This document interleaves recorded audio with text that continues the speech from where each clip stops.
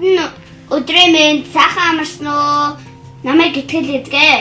Би үлгэр уншдаг хүн байна. За өнөөдөр бомбоны цуурлаар усаар байлсан гэдгийг уншицгаая.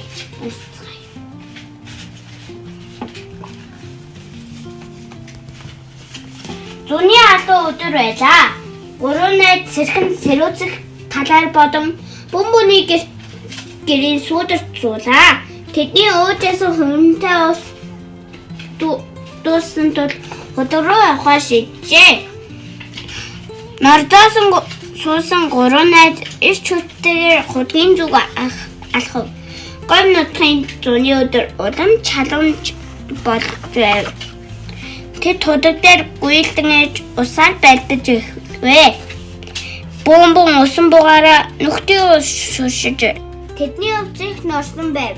Байлцсан ус худгийн ирэн тойрогтойхон дах газрын шавар болжээ. Гурван найз усаар байлдаж байгааг тусалгүй ажиллагаан хажуулаа.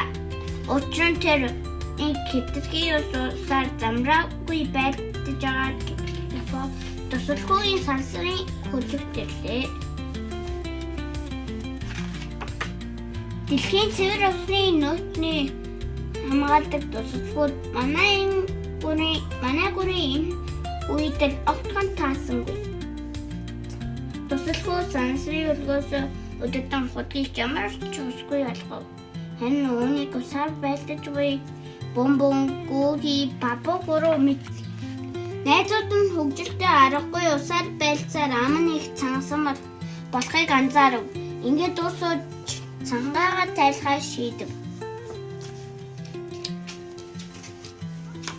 Бомбон бабу гүүги гурав хөдөг рүү тортол ямар ч усгүй болсон байв.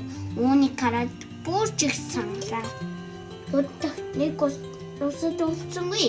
Харин бомбоны усан буунаас ганцхан туслаа. Туслахгүй тэдний хөдөлт яагаад тусгүй болсныг тайлбарлаж хэллээ. Цэвэр усын нөөцийн хамгаалтын багтай говь дамждыг сануулгаваа.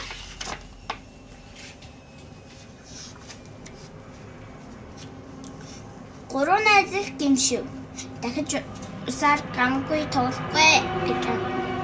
Энэ бүхнийг сонссон тусалгүй тэднийг уучлан худгийн усыг өөргөж өглөө. Найзууд нь бүүн баяр болж хангалттай усхав.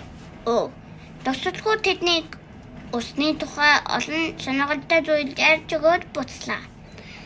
Энэ явдлаас найзууд ус бол хамгийн үнэтэй зүйл бөгөөд үргэлж зөв хэлж хайрлах хамгаалах нь ёстойг ойлгожээ. За ингээд үлгэр төгсвөө. Дараагийн шатаар нөгөөдөө тоглоё гэдэг 2 дугаар цуулыг уншицгаая. Баярлалаа.